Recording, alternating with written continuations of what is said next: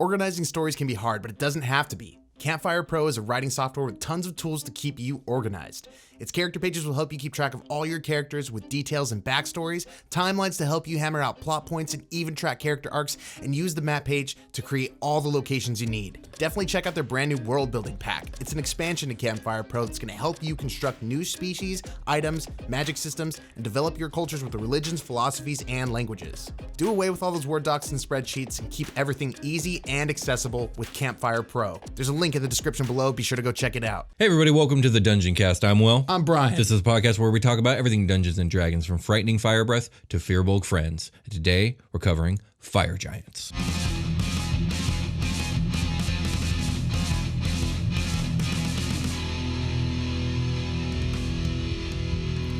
The Dungeoncast. Hey Brian. Hot big boy, big guy. Yes. What's up, you big hot guy? Right. What's going on? It's the year of this big guy. It's your big guy, and these ones are fiery. This one's on fire. Indeed. Kind of. Not literally, but sometimes also literally. Sometimes literally, though. So fire giants in Dungeons & Dragons are one of the 6 classic true giants in the game. They dwell within scorching volcanoes and amongst tall, rocky mountains. They are known to be a militaristic, domineering, and warfaring-focused people with a legendary penchant for both smithing and architecture. Everything changed when the fire giant attacked. Indeed. They are noted to be an inherently lawful evil people. They're tyrants that rule in extremely hierarchical and organized but terribly brutal fashion. When it comes to the Ordning, the giants, the fire giants... Oh yeah. When it comes to the Ordning, the giants' hierarchy of power and authority, fire giants make the top 3. They're higher in the Ordning and stronger than all other giants, save for cloud giants and storm giants. Cloud and storm. For some reason, I forgot that those are 2 separate things. Yeah, and they're very different, actually. And although they both can live in the sky, clouds only live in the sky, and storm giants can also live under the ocean. I do remember that. Yeah, but they'll get their own episodes. Yes, they will. So those big guys. Those other big guys, yeah. So fire giants are beings of fire and iron. They have coal black skin and flaming red or bright orange hair. Some art even depicts them as having hair made of fire itself and eyes the color of glowing embers. That's like a genasi. Yeah, almost like a genasi. In 4th edition, they really leaned into the elementalness of giants, where they were like from the elemental chaos. Yeah. Oh, really? Yeah. And the 4th edition have like the plane of air, plane of earth, plane of fire. It only had the elemental chaos. Nice. And so the giants kind of hailed from that. They just the elemental chaos just shits out elemental whatever. Yeah, well, there's primordials, which are kind of like the elemental gods, if you will. Titans. Yeah, the Titans. Well, no, because D&D 4th edition had Titans, which were essentially super giants. They were just giants, but giant to giants. Okay, sure. Yeah, but let's get back into this, and maybe we'll talk more about that later. They stand around 18 feet tall, but rather than having humanish proportions, fire giants are almost dwarf-like in appearance. They're squat, burly, and compact, and often are sporting bushy beards and thick eyebrows, much like those of a dwarf. Holy shit! Like Peter Dinklage in Peter Dinklage. Infinity, or Peter Dinklage in Infinity War. Yeah, kind of a little bit. Or was that Endgame? It was Infinity War, yes. Spoilers. Spoilers indeed. Guy's in it. So though they are obviously quite tall, again standing at 18 feet, fire giants are the only type of giant not physically taller than the giant type just below it in the Ordning. That's right. So in this case, frost giants are on average 2 feet taller than fire giants. That's a lot. Despite being quite weaker. A full-grown fire giant weighs an average of 7,000 pounds, though, which is actually over double their taller cousin, the frost giant, who only weighs 2,800 pounds. So they're fucking stocky. Like, they're built. Thick, fiery boys. Indeed. So fire giants may not be taller, but they have much more mass. Fire giants can live to be up to 350 years old. I'm big on the inside. I'm big on the inside, where it counts. So I don't think we need to revisit the concepts of the Ordning or of Mott versus Mog. We cover them extensively in both our original Giants episode and in the Frost Giants episode, which was the first of the True Giant episodes this year. We could do for first timers, like a light one, like one is good and one is bad in Giant speak. Indeed. So yeah, Mott's good, Mog's bad. It's more complicated than that. It is. And by listening to this episode, if you're not familiar with the concept, maybe the context will kind of clue you in. Yeah, and I don't want to have to go over Mott and Mog for every single Giants episode this year. It's fair. I mean, we should probably just like do the little light touch. Yeah. Like, yeah. So if you want to know the details on that information, you'll have to go to one of those 2 other episodes. The fire giants follow a belief system known as the Ordning of Craftwork. So fire giants are the greatest smiths, architects, and technicians among all giant kind. During times of the ancient empire of the giants, the fire giants were the officers, engineers, and crafters of ancient Astoria. They excel at smelting and smith work as they do at engineering of metal and stone, and the quality of their artistry shows even in their implements of destruction and their weapons of war, which is kind of all they make anyway. So it's like, I'm not even sure what the point of that sentence was. Just weaponsmiths. They're not making plates for mom and dad. Not really. I mean, yeah, they probably make stuff that they use. So they probably make basic eating tools and stuff, but they're not like they're not making art really. They get mad at dinner and they destroy all their silverware and they're like, fuck. Yeah, I gotta spend time making silverware. Well, they like making stuff, so maybe they would enjoy that. So, I crushed my fork. Whoops. Right. So the iron-lined halls of a fire giant stronghold are so expertly crafted that they're capable of supporting the unimaginable weight of the mountain stone above them and enable the giants to harness heat of rivers of magma to power their forges. Hell yeah. Yeah. Because of this, a fire giant's prowess in the occupations of crafting determines their place in the ordning. Although fire giants do also put a lot of stock in combat skills, which does also affect their standing in the ordning, they believe that success in battle or on the hunt derives itself mainly from the quality of one's weapons and armor. They're making a sword and they're like, I just won that fight. Yeah. I'm going to have in like 6 weeks. Right. And those that can fashion the finest gear enjoy the highest status in the clan. And so basically, fire giants remind me of really extreme guitar snobs. Sure. The ones that like, they have to have the finest of everything, the most expensive, all the little equipment, and like they spend way more time on that than actually playing. So fine-tuning their sound, man. They're fine-tuning their sound, but they're not actually working on their skills. This guy's making a sharp sword and he's not swinging it. And just like guitar snobs of that caliber, fire giants tend to be domineering, howdy, and arrogant. Okay. Moving on. The greatest Shots fired. Shots fired. That's how I feel. The greatest crafters and artisans among a fire giant tribe are also the tribal leaders. This leads to an odd blend of political patronage and meritocracy way of governing with the militaristic flavor of like warriors. Leaders are chosen by general recognition from amongst the best crafters in the clan, the absolute best of which is then usually titled king. But then these leaders will select the best disciples to pass their knowledge on to along with their standing. Often pupils are children or siblings of their teachers, but it's not always so.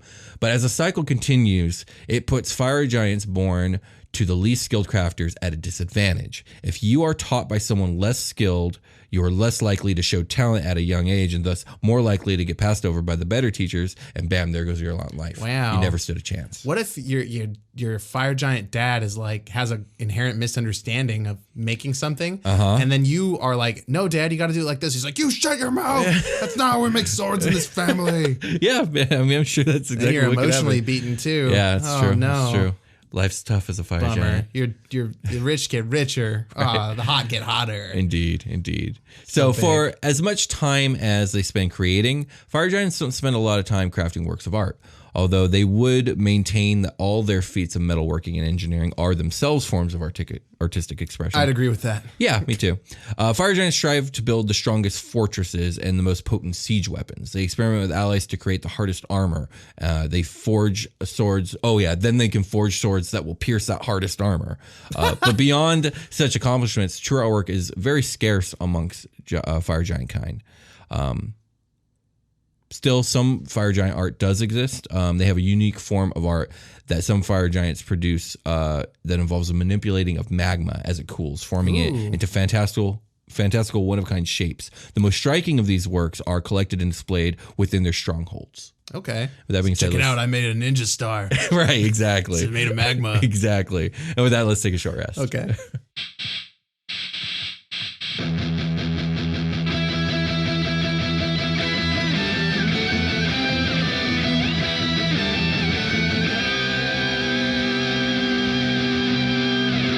Hey everybody, welcome to the part of the episode. We're not talking about that last thing. We're talking about new stuff. It's old new stuff. It's love. Thanks for listening to the show. Really though. Love you for it. I think the love is always new because it's always like replenishing and it changes from day to day. It does. There are new listeners all the time, and you guys are leaving us iTunes reviews and nice YouTube comments and stuff, and we see all that shit. I even saw the person on Podbean who was like, "Yo, I know you said you always read these, but you'll never read this." And also, if you want me to do something, I saw you. I saw you, but I can't comment back on Podbean because I don't know how it works. I had to like log in. I was like, apparently we have a Podbean account. We do. But thanks for listening to the show. If you're on Patreon, we're getting you on the next week because that's how this works. But if you want to interact with us, you can do so on social media at the Dungeoncast on Twitter, and you can just check out the Dungeoncast on Instagram.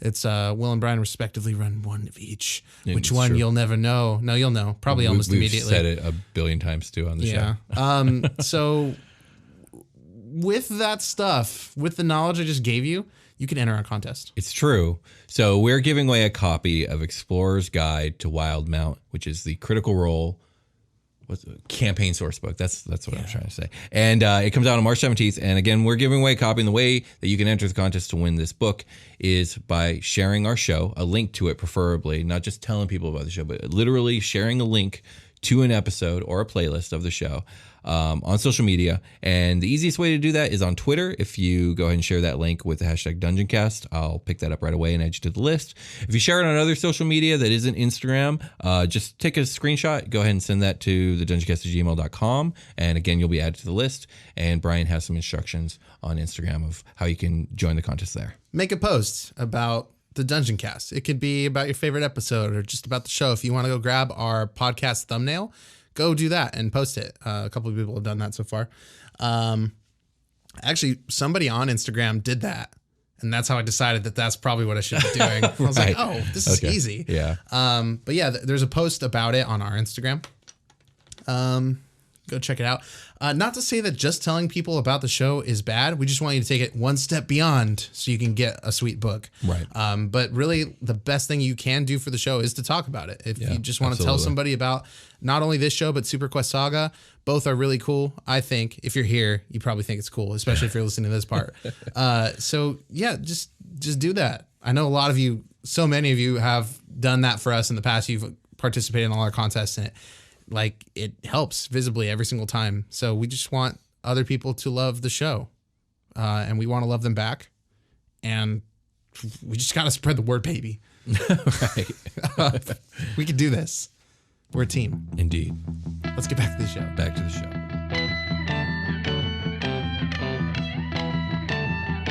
All right, Brian, we returned. We're back, baby. Let's go. Keep talking about fire giants. Big guys, fiery guys. Indeed. So when fire giants aren't honing their crafting skills, they're drilling with weapons or exercising to keep themselves fit for battle. The typical fire giant has a mastery of combat tactics that few other warriors can match.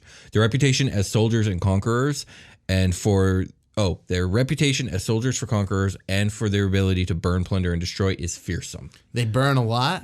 Yeah, they like to burn things. They like to burn things? They're fire giants. It's what they do. Yeah, I was waiting, there's fire in the forge, but do they, shoot fire beams out of their eyes? Or, that'd be so dope. No, I wish they did. They just lean over and their fiery hair, does the job. That'd be cool, yeah. I was thinking about fire gymnastics for that. You can just, start the Tinder all the time. That's not how this is. No. I had a question for you I forgot to ask before we get back to stuff. Is if you could make one thing out of magma that you cooled in your garage or whatever, what would you make?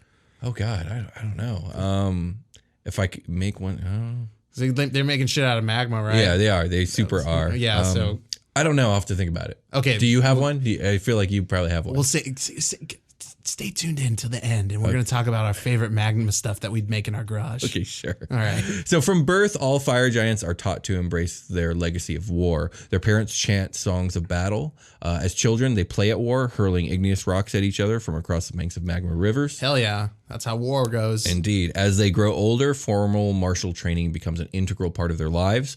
The fire giants' songs are odes to battles lost and won, while their dances are martial formations of pounding feet that resound like smiths' hammers throughout their smoky halls. Just big dwarves. Yeah, they're just big dwarves. They're big dwarves. If I see a fire giant's lair, I guess, or house or whatever, he's got his forge room, and then he's got his dancing room. Sure, and he's just in there with his new sword, swinging at nothing, singing songs. Yes. That's great. So unlike Frost or Hill Giants, the renowned fighting prowess of the Fire Giants comes not from wild fury, but from endless discipline and training. Okay. Now, despite how prominently important combat is to Fire Giants, it is still quite secondary to crafting when deciding a fire giant's place in the Ordning. Those who excel at fighting but not crafting more often than not still find themselves very low in the Ordning, with one exception. The truly strongest amongst the fire giants can excel and gain the rank of Dreadnought. Ooh. Dreadnoughts are massively powerful fire giants who wield 2 huge tower shields like plow blades.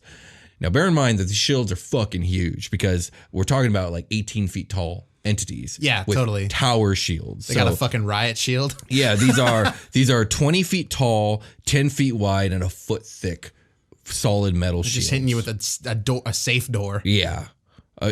Yeah, A even big bigger safe, than a safe door. Yeah, like Scrooge Scrooge McDuck's safe door. Right, exactly. So these shields also bear spikes on their exterior and have hollow interiors into which the Dreadnought pours hot coals at the first sign of danger. Armed with its 2 shields, the Dreadnought can present a fiery wall to any attacker. When a Dreadnought has finished, often all that is left of a foe is a smoking smear on the floor.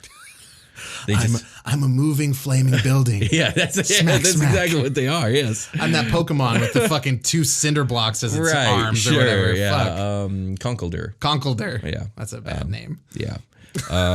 Where was I? That's a bad Pokemon. I'm sorry. Very I hate that Pokemon. Anyways, when not called on to fight, Dreadnoughts maintain their strength by using their shields to shove huge quantities of coal, stone, or ore about their foundry. So I just like that. I like the imagery. Like, we don't got anything to do, so we just knocking shit around, just like milling about. Shoving coal into the foundry. Yeah, that's gross, dude. Yeah. So now it takes a lot of work to build and maintain a fire giant stronghold and its inhabitants' needs. And since fire giants would never lower themselves to doing anything but crafting and fighting, most of that effort comes not from the giants themselves, but from the slaves that they keep. Yeah, because like when are they grocery shopping? Never.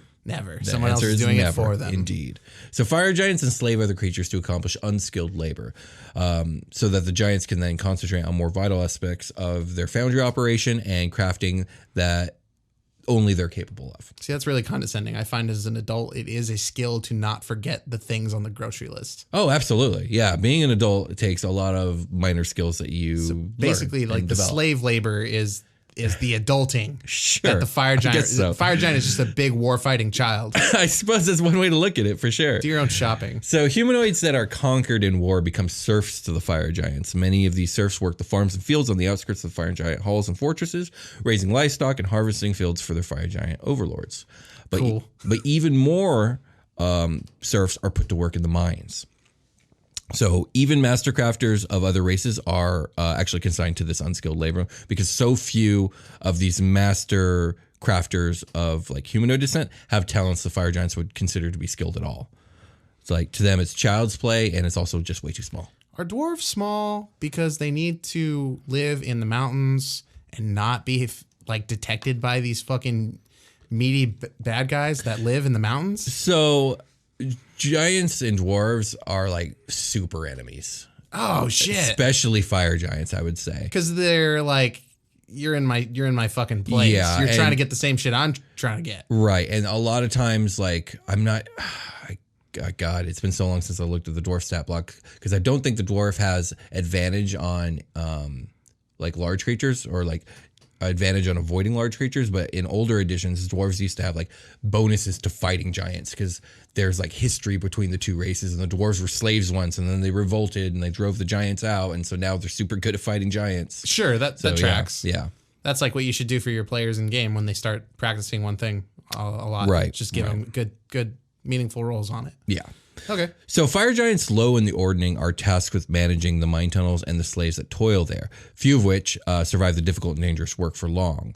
Fire giants aren't overly cruel masters. It's just that they're really grossly apathetic towards the welfare of their slaves because slaves aren't giants and they're always more in supply, and essentially they're not people to them.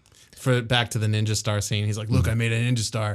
Check it out. And then his other fire giant buddy's there, and he's like, and he throws it at like towards the entrance wall, and it just like hits a bunch of slaves. Yeah. He's like, oops. Yeah. Oh well. Yeah, that's exactly how that would go. Okay. Excavating mine shafts and digging out ore is important work, but smelting and metalwork are valued more highly than the effort needed to keep a tunnel from collapsing on slaves. Oh. That's essentially. It's not that they're like straight out mean; it's that they just don't fucking care. which is its own form of cruelty. It's just like not caring about they're treating it as a resource, and they don't care about resources as long as they still have them. Exactly. Okay. So only humanoid creatures that have skills the fire giants need but don't practice, such as accounting, brewing, medicine, all the adult shit. Yeah, all the adult stuff are allowed to continue plying their trades and avoid being worked to death. It's just giant flaming war babies. It's so true. So-called skilled slaves receive a fair bit better treatment than their unskilled counterparts.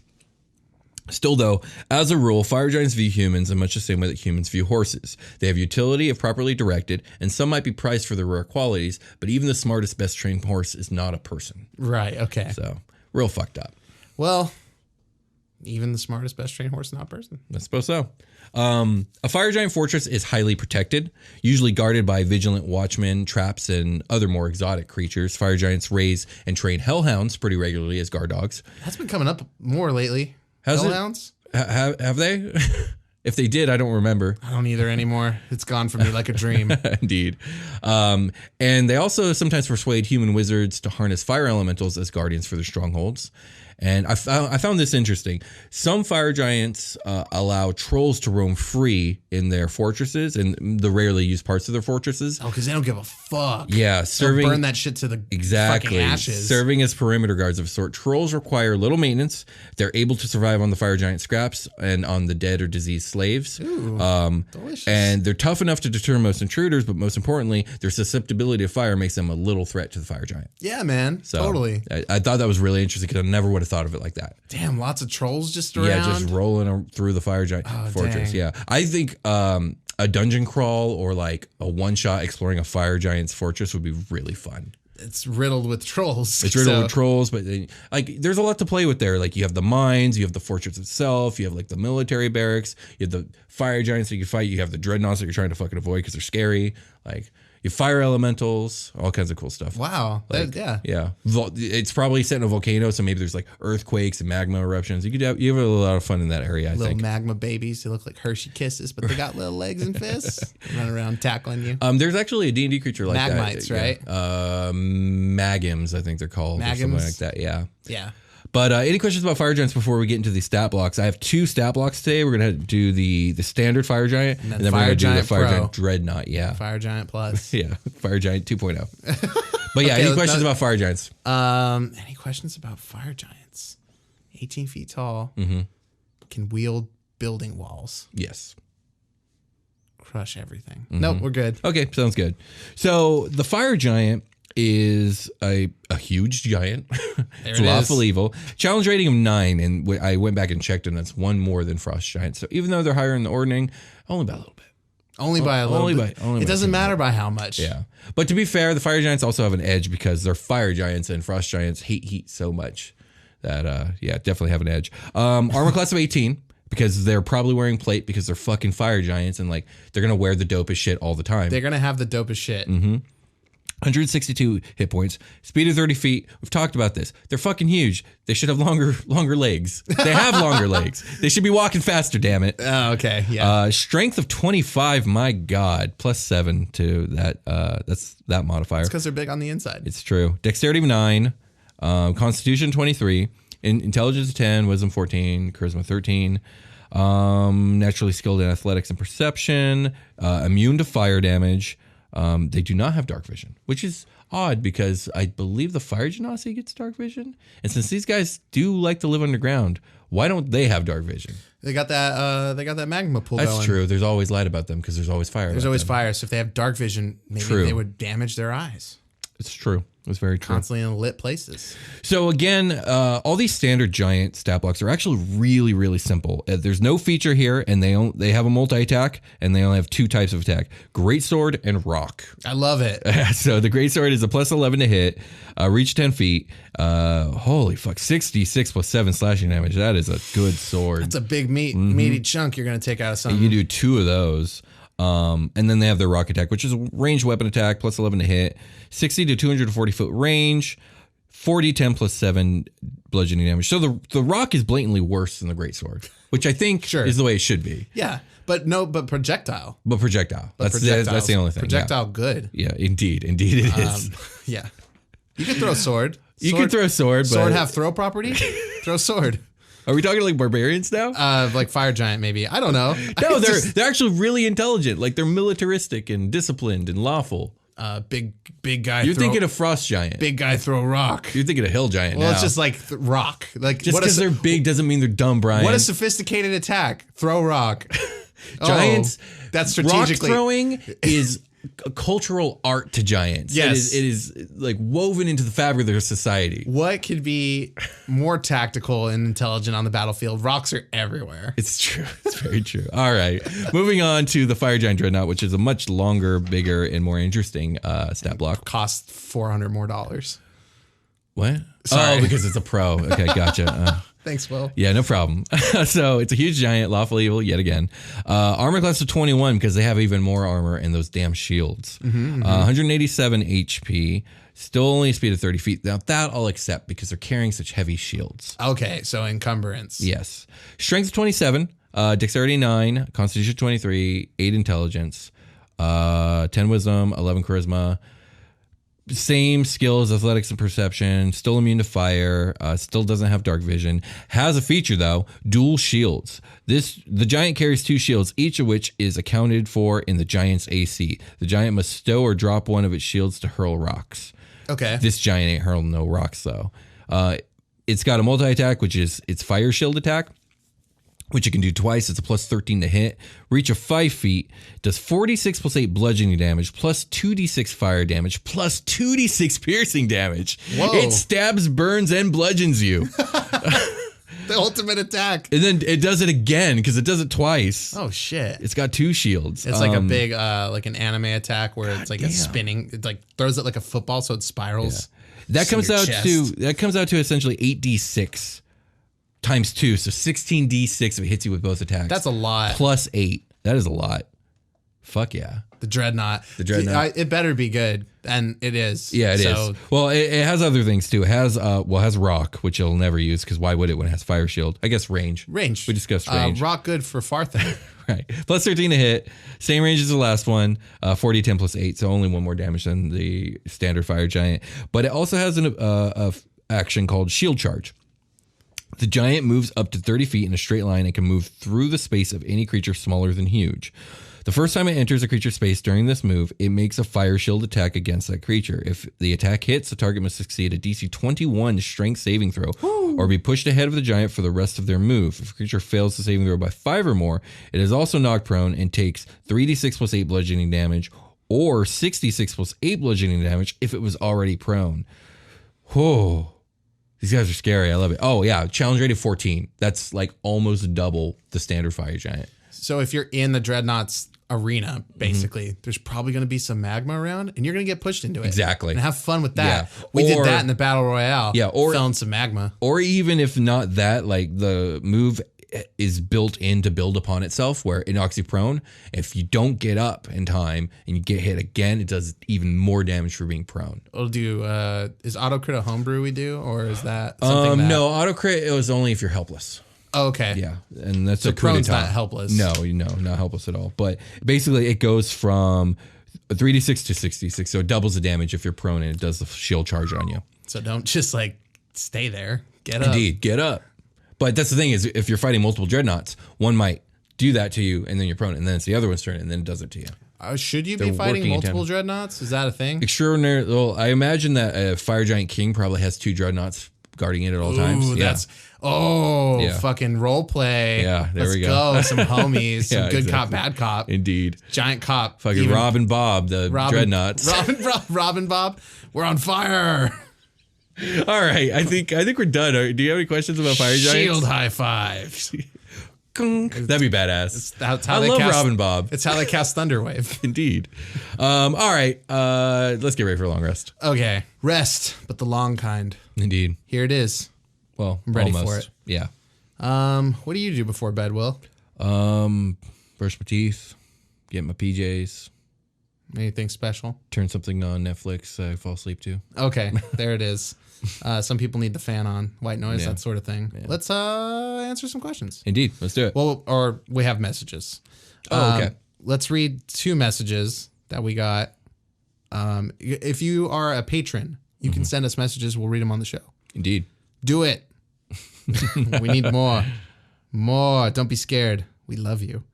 Okay, so the first one's from Chemical. Thank you, Chemical. You guys are all great, and we love you, to all the cast and crew. Oh, thank you. So I'm assuming that Kind means words. Special guest Jake and Yes, of course. Josh Freeland. Our Super Quest friends. And Velocity. Legendary podcast listeners, Chemical and Velocity. Indeed. If you can see the sight of my words, we love you. And I can. I'm reading them. Thank you. Thank you, Velocity. Excellent. I expect no less. And then we got some last minute stuff from Magnus Rock. You got it just in time, my man. Just in time. Indeed. Okay. So, Magnus, we're going to answer. You sent us a few, and I really appreciate that. Indeed. We're going to answer one now and some later. Indeed. We're going to stagger these. All right. So for the first question, what is your favorite book, TV series, and or video game that has influenced your Dungeons and Dragons experience? That's a big one. Do you have like a singular one? Not one, like one pinnacle thing, because I'm an amalgamation of things that of just experiences and just like I'm a dumping ground for pop culture and that sort of thing. Pirates of the Caribbean really up there. Really? That's so interesting to me. Okay. It's like a fucking seafaring adventure. Sure, absolutely. Yeah. No, absolutely. I just find it interesting that that's one of your major influences. I think below all of the campy shit they do on the surface, it's like a really good story at the heart. Sure, so it's solid. I enjoyed the first three a lot. Yeah. Yeah. First three. One especially. But. Yeah, there's stuff. If you cut away all the bad bits, it's so good. Right. So, but there's some bad bits even in the first three. Right. And then Mega Man.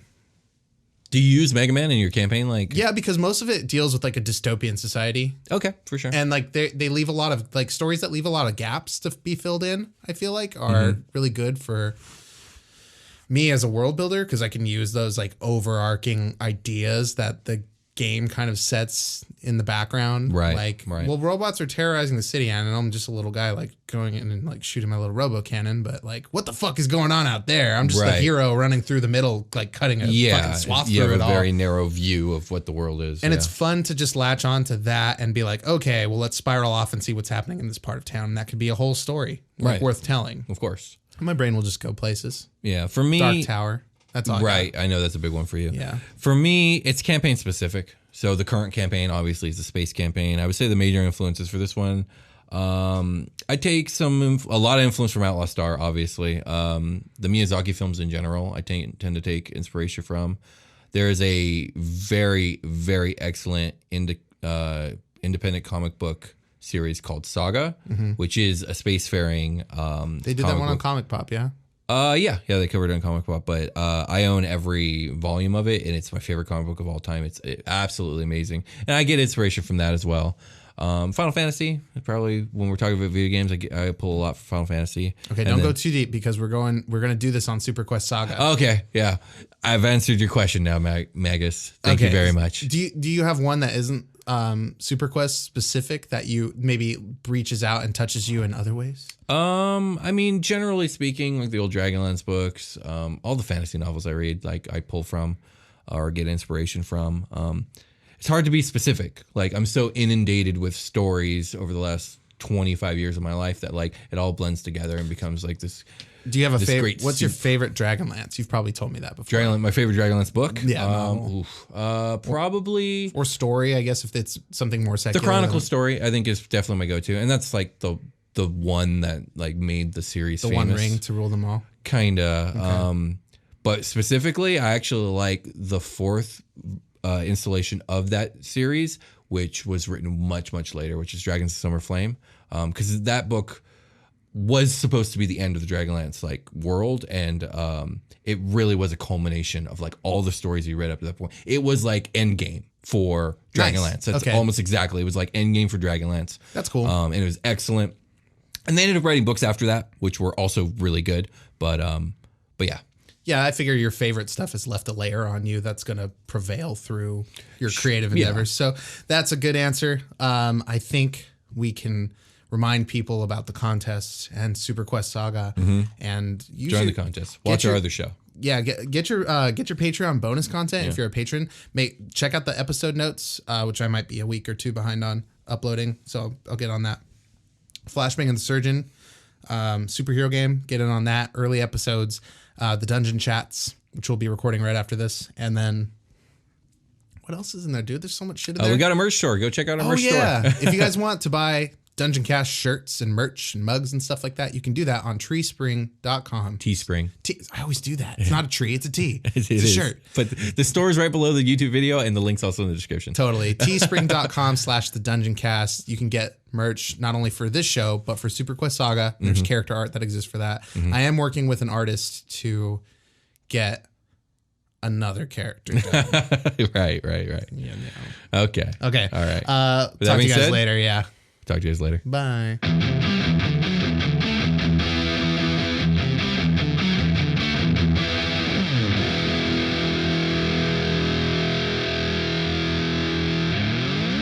The Dungeoncast.